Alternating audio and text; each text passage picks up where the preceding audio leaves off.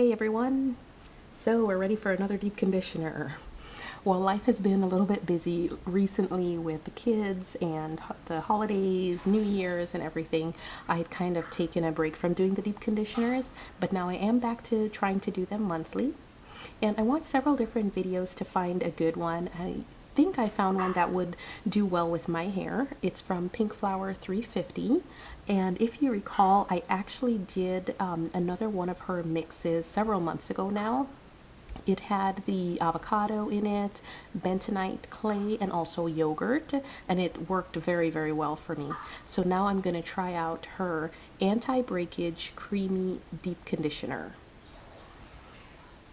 And overall, it was a pretty good experience using the conditioner. It was quite easy to make, it had good moisture, and after I had washed it out, my hair came out very clean.